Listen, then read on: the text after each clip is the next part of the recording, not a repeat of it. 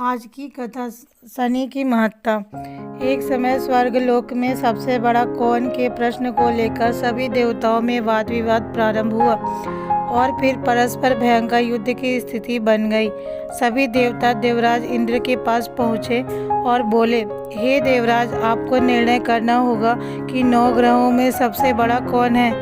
देवताओं का प्रश्न सुनकर देवराज इंद्र उलझन में पड़ गए और कुछ देर बाद सोचकर बोले, हे देवगणों, मैं इस प्रश्न का उत्तर देने में असमर्थ हूँ। पृथ्वीलोक में उज्जैनी नगरी में राजा विक्रमादित्य का राज है।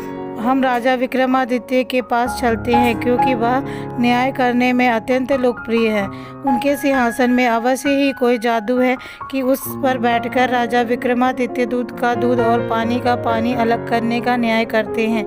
देवराज इंद्र के आदेश पर सभी देवता पृथ्वीलोक में उज्जैनी नगरी में पहुँचे। देवताओं के आगमन का समाचार सुनकर स्वयं राजा विक्रमादित्य ने उनका स्वागत किया। महल में पहुंचकर जब देवताओं ने उनसे अपना प्रश्न पूछा तो राजा विक्रमादित्य भी कुछ देर के लिए परेशान हो उठे, क्योंकि सभी देवता अपनी अपनी शक्तियों के कारण महान शक्तिशाली थे।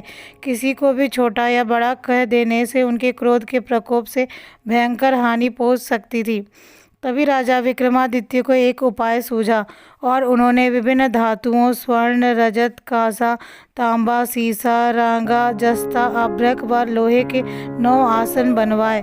धातुओं के गुणों के अनुसार सभी आसनों को एक दूसरे के पीछे रखवा कर उन्होंने देवताओं को अपने अपने सिंहासन पर बैठने को कहा। सब देवताओं को बैठने के बाद राजा विक्रमादित्य ने कहा, आपका निर्णय तो स्वयं हो गया। जो सबसे पहले सिंहासन पर विराजमान है वही सबसे बड़ा है। राजा विक्रमादित्य के निर्णय को सुनकर शनि देवता ने सबसे पीछे आसन पर बैठने के कारण अपने को छोटा जानकर क्रोधित होकर कहा, राजन, तुमने मुझे सबसे पीछे बैठाकर मेरा अपमान किया है। तुम मेरी शक्तियों से परिचित नहीं हो। मैं तुम्हारा सर्वनाश कर दूंगा। सूर्य एक राशि पर 1 महीने, चंद्रमा 2.25 दिन, मंगल 1.5 महीने, बुध और शुक्र 1 महीने, बृहस्पति 13 महीने रहते हैं, लेकिन मैं किसी राशि पर 7.5 वर्ष तक रहता हूँ। बड़े बड़े देवताओं को मैंने अपने प्रकोप से पीड़ित किया है।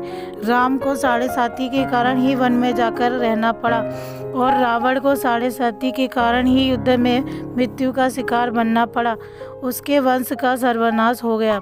राजा, अब तू भी मेरे प्रकोप से नहीं बच सकेगा।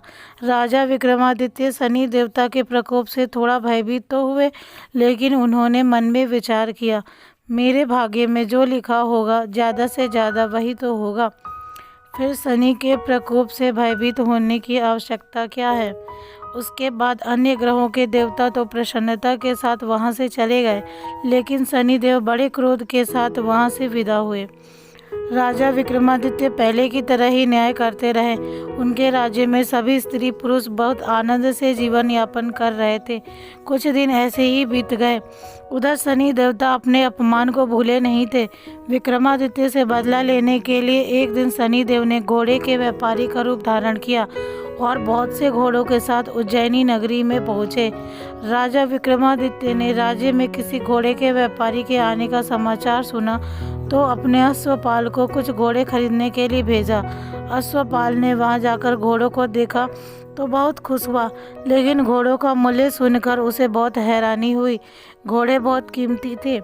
अश्वपाल ने जब वापस लौटकर इस संबंध में बताया तो राजा ने स्वयं आकर एक सुंदर व शक्तिशाली घोड़े को पसंद किया।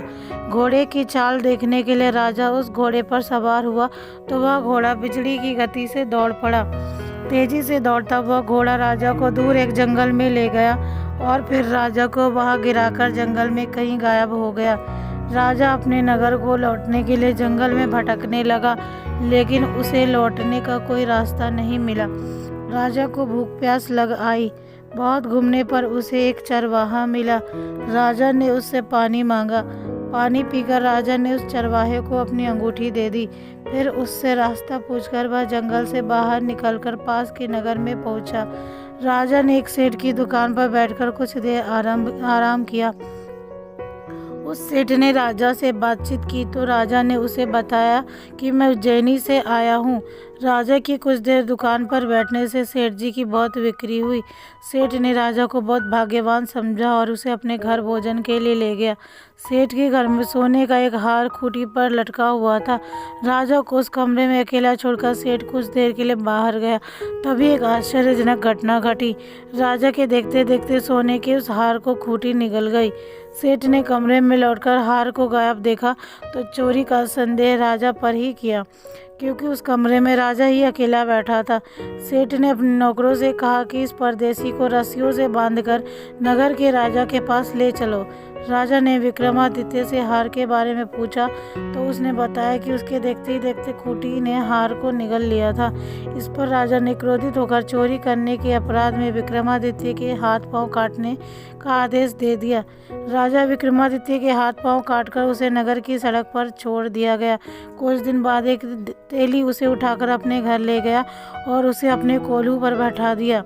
राजा आवाज़ देकर बैलों को हाँकता रहता। इस तरह तेली का बैल चलता रहता और राजा को भोजन मिलता रहा।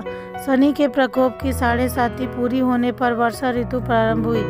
राजा विक्रमादित्य एक रात मेघ मल्हार गा रहा था कि तभी नगर के राजा की लड़की राजकुमारी मोहिनी रथ पर सवार उस तेली के घर के पास से गुजरी।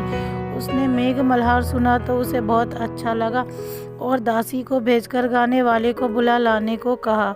दासी ने लौटकर राजकुमारी को अपंग राजा के बारे में सब कुछ बता दिया। राजकुमारी उसके मेघ मल्हार पर बहुत मोहित हुई थी, अतः उसने सब कुछ जानकर भी अपंग राजा से विवाह करने का निश्चय कर लिया। राजकुमारी ने अपने माता पिता से जब यह बात कही तो वे हैरान रह गए। राजा को लगा कि उसकी बेटी पागल हो गई है। रानी ने मोहिनी को समझाया, बेटी तेरे भाग्य में तो किसी राजा की रानी होना लिखा है, फिर तू उस अपंग से विवाह करके अपने पांव पर कुल्हाड़ी क्यों मार रही है। जब राजा ने किसी सुंदर राजकुमार से उसका विवाह करने की बात कही, लेकिन राजकुमारी ने अपनी जिद नहीं छोड़ी। अपनी जिद पूरी कराने के लिए उसने भोजन करना छोड़ दिया और प्राण त्याग देने का निश्चय कर लिया। आखिर राजा रानी को विवश होकर अपंग विक्रमादित्य से राजकुमारी का विवाह कराना पड़ा। विवाह के बाद राजा विक्रमादित्य और राजकुमारी तेली के घर में रहने लगे। उसी रात स्वप्न में शनिदेव ने राजा से कहा, राजा तुमने मेरा प्रकोप देख लिया, मैंने तुम्हें अपने अपमान का दंड दिया है। राजा ने शनिदेव से क्षमा करने को कहा और प्रार्थना की, हे शनिदेव, आपने जितना दुख मुझे दिया है अन्य किसी को न देना। शनिदेव ने कुछ सोचते हुए कहा, राजा मैं तेरी प्रार्थना स्वीकार करता हूँ। जो कोई स्त्री पुरुष मेरी पूजा करेगा, शनिवार को व्रत करके मेरी कथा सुनेगा, उस पर मेरी अनुकंपा बनी रहेगी, उसे कोई दुख नहीं होगा। शनिवार को व्रत करने और चींटियों को आटा डालने से मनुष्य की सभी मनोकामनाएं पूरी होंगी। प्रातःकाल राजा विक्रमादित्य की नींद खुली तो अपने हाथ पांव देखकर राजा को बहुत खुशी हुई। उसने मन ही मन शनिदेव को प्रणाम किया। राजकुमारी भी राजा के हाथ पांव सही सलामत देखकर आश्चर्य में डूब गई। तब राजा विक्रमादित्य ने अपना परिचय देते हुए शनिदेव के प्रकोप की सारी कहानी कह सुनाई। सेठ को जब इस बात का पता चला तो दौड़ता हुआ तेली के घर पहुंचा और राजा के चरणों में गिरकर क्षमा मांगने लगा। राजा ने उसे क्षमा कर दिया क्योंकि वह यह सब कुछ शनिदेव के प्रकोप के कारण हुआ था।